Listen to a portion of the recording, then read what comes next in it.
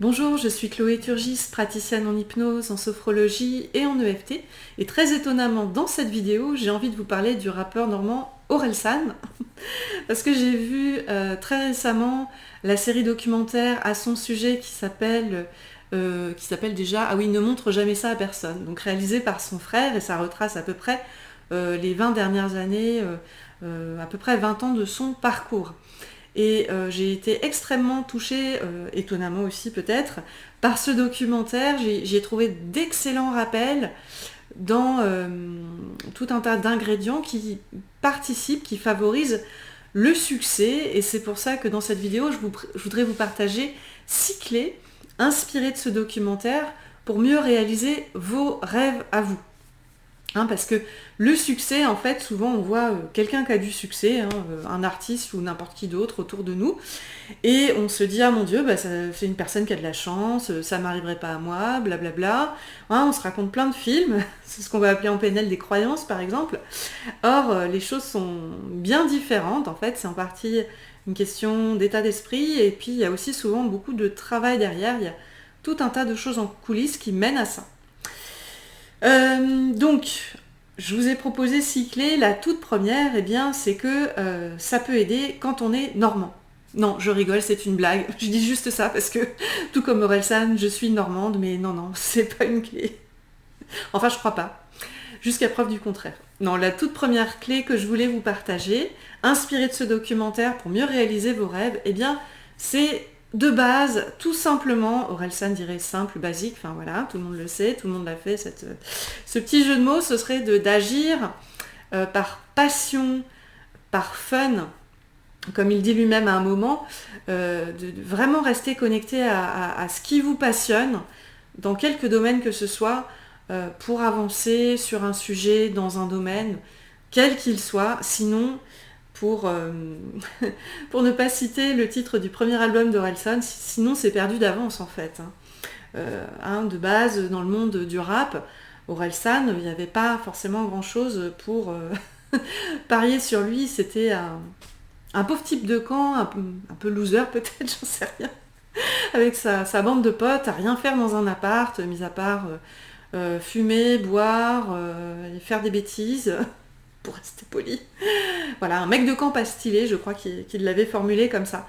Donc voilà, mais restez vraiment centré sur votre passion à tout instant. Ça va être ça le fil conducteur qui peut favoriser votre succès, vous aider à réaliser vos rêves, quels qu'ils soient. Là, pour Orelsan, c'est le rap, c'est quelque chose qu'on le voit dans le documentaire, ça l'anime depuis son plus jeune âge visiblement, et puis c'est un vrai loisir, c'est une vraie passion, il respire ça en fait. Enfin, voilà, donc première clé, qu'on rate ou qu'on réussisse quelque chose, c'est rester connecté sur ce qui nous passionne, sur le fun qu'on a à faire quelque chose. C'est vraiment un ingrédient fondamental de base. Deuxième clé extraite de ce documentaire et qu'on peut retrouver, qui est presque universelle, qu'on retrouve un peu partout, mais c'était un excellent rappel je trouve, c'est l'idée de vraiment de persévérer dans ce qu'on fait. Il y a une clé, c'est vraiment le travail, l'investissement personnel, fort et important et sur la durée pour obtenir ce qu'on souhaite ou en tous les cas tout du moins favoriser nos chances de succès. On le voit par exemple, donc au-delà de sa passion à Orelsan, ce qui se passe, qu'il fait à un moment donné, donc il peine au début à trouver du succès et il va passer 2 ans je crois sur MySpace à publier tout un tas de contenus, vidéos, etc. Beaucoup de choses dans l'autodérision. Et c'est comme ça qu'il se crée au début, qu'il se fait connaître, qu'il développe une fanbase, comme on dit avec cet anglicisme-là. Désolée pour l'anglicisme. Voilà pour ce deuxième point, la persévérance. Le troisième point, pour mieux réaliser nos rêves en fait, et on le voit pareil dans chacun des 6 épisodes de ce documentaire, c'est vraiment de s'appuyer sur l'aide des autres, de s'entraider les uns les autres. Ce qui est extrêmement touchant parmi les très nombreuses choses que j'ai trouvées très émouvantes dans ce documentaire, c'est vraiment, on voit la force des liens d'amitié et des liens familiaux qui peuvent être vraiment une source de soutien, un bon réseau d'entraide pour favoriser le succès. On le voit d'ores et déjà en fait par la personne qui est derrière la caméra. En l'occurrence, c'est le frère d'Aurélien, enfin du frère d'Orelsan, qui s'appelle Clément, qui est donc devenu d'ailleurs réalisateur lui-même à la suite de ce qu'il a filmé, des débuts de son frère, avant même ses débuts officiels dans la musique. Et en fait, son frère, dès le début, le frère d'Orelsan, croyait dès le début en les chances de succès de son frère. Vraiment, il y croyait. Et ça, c'est une très bonne illustration de l'effet dit Pygmalion. L'effet Pygmalion, c'est-à-dire, grosso modo, quand on croit aux chances de succès des autres, eh bien, on favorise potentiellement leurs chances de succès, justement. On va teinter positivement leur confiance en eux. Ça peut vraiment créer un cadre favorable pour leur progression. Donc l'effet Pygmalion, il y a de très belles applications de ça dans le domaine de la thérapie, de la pédagogie, etc. Et bien pour Orelsan, on le voit ne serait-ce qu'avec son frère, et si je puis dire l'énergie positive qu'il lui transmet finalement, sans forcément le savoir. Donc c'est intéressant. L'entraide des autres pour favoriser notre succès, on le voit aussi avec la bande de potes d'Orelsan, les uns les autres d'ailleurs, tous les quatre. Donc il y a Scred, instrumentaliste, il y a Ablai qui est plus dans la production, je crois, et je ne suis pas non plus une grande experte en rap, excusez-moi. Et puis il y a Gringe qui est aussi un très, très bon ami, et on voit là où les uns et les autres, ils sont source d'inspiration, comment ils s'entraident, comment les talents de l'un va aider l'autre à progresser, et vice-versa. Enfin, il y a vraiment un effet d'émulation. Il y a d'abord Scred, dans ce qui est montré dans le documentaire, qui lui rencontre d'abord le succès dans le monde de la musique, et du coup il va aider indirectement les autres, et en premier lieu Orelsan, à lui-même tenter sa chance dans le monde de la musique, à monter à Paris, tout ça. Voilà, on le voit brique par brique. Ils s'entraident tous, et c'est très beau, et c'est un excellent rappel de aussi on a besoin les uns des autres à cet endroit-là et à d'autres. La force du collectif, on la voit aussi à cet endroit-là. 4e point, et non des moindres, pour mieux réaliser vos rêves, eh bien c'est vraiment l'idée d'être complètement OK avec l'idée de vivre des échecs potentiellement sur le chemin de votre succès. C'est complètement normal, ça fait pleinement partie de l'équation, et on en voit tellement des échecs d'Orelsan, d'un côté loser dans tous ces épisodes, et c'est extrêmement touchant. Et on le voit dans je suis pas non plus experte du domaine, excusez-moi, il y a une compétition de rap qui s'appelle Uncut, je sais plus si c'est des battles de rap ou de punchliner ou je ne sais quoi, les experts comprendront.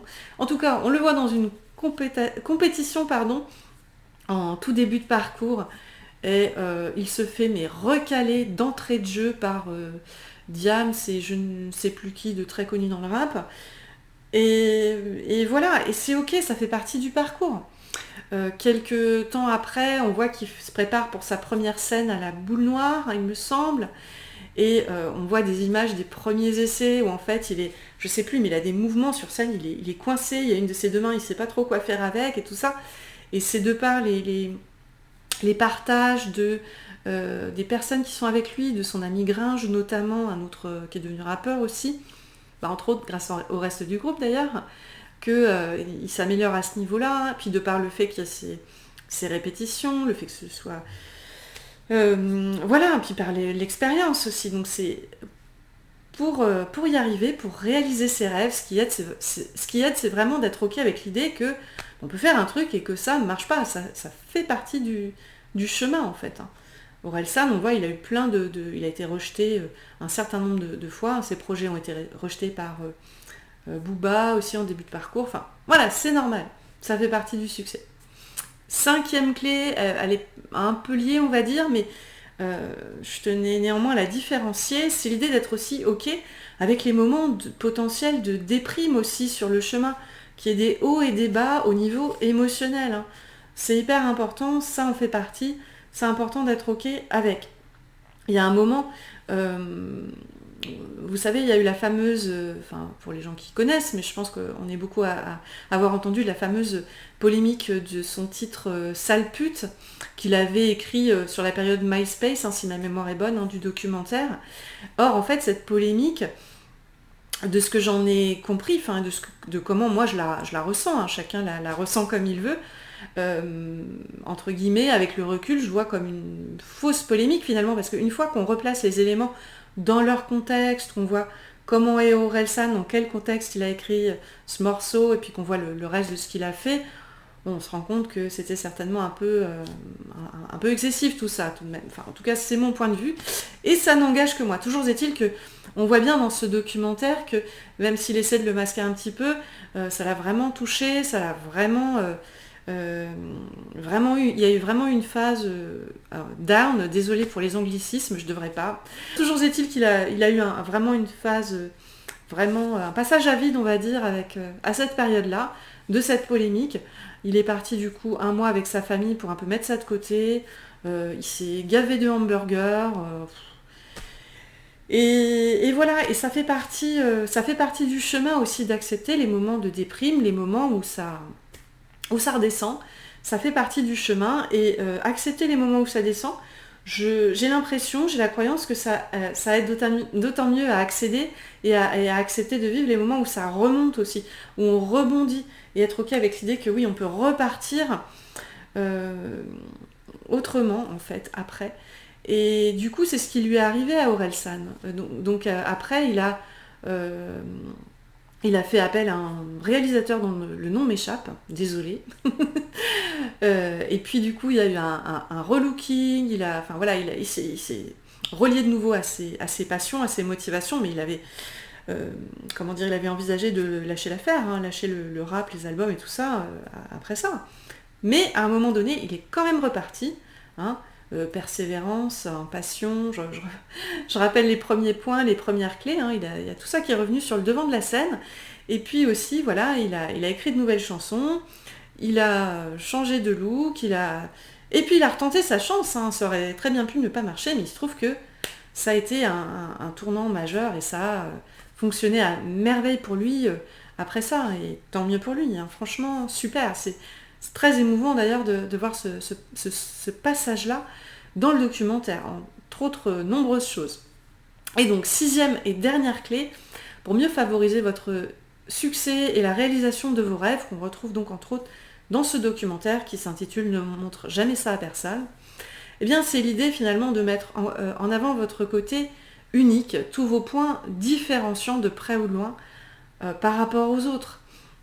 Donc en ce qui concerne Orelsan, c'est son humour, son côté autodérision, ses punchlines, comme il dit lui-même, tout son univers, hein, avec les jeux vidéo, tout le reste, enfin c'est... tout ce qu'il fait avec ses copains, qui est un peu farfelu parfois et tout ça, c'est clairement lui. C'est donc être soi-même finalement, ça fait un peu base de développement personnel à 2 balles de dire ça, mais c'est ça en fait, c'est quand on met en avant notre côté unique, qu'on est connecté à ça, que c'est ça qu'on exprime derrière nos actes, derrière nos écrits, c'est ça finalement qui va nous aider à nous démarquer et favoriser les chances de réaliser nos rêves en fait. Et c'est comme ça qu'on le reconnaît, qu'il a son identité propre, Orelsan de par ses albums, son film et tout le reste. C'est ça aussi une clé. C'est ça aussi qui finalement lui a permis de se démarquer complètement. Il n'y a pas 2 rappeurs comme lui. En fait, s'il avait essayé de copier les autres, hein, tous les rappeurs, on va dire, parisiens, région parisienne ou marseillais, ça aurait pas fonctionné, ça aurait certainement sonné un petit peu faux. C'est au contraire parce qu'il a eu son style unique, qu'il a toujours d'ailleurs, certainement qu'il a aussi percé. Bien sûr, vous allez me dire, ça passe ou ça casse. C'est réaliser ses rêves, il y a aussi certainement un peu de magie, des choses qui vont au-delà de toute recette toute faite qu'on pourrait avoir, de toute vidéo telle que celle-ci que je peux vous proposer.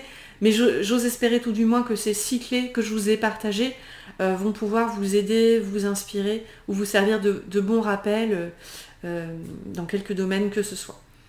Ou voir, pourquoi pas, vous donner envie de voir cette série documentaire Ne montre jamais ça à personne, que j'ai trouvé très très chouette. Voilà. Merci à vous pour votre attention et puis à bientôt.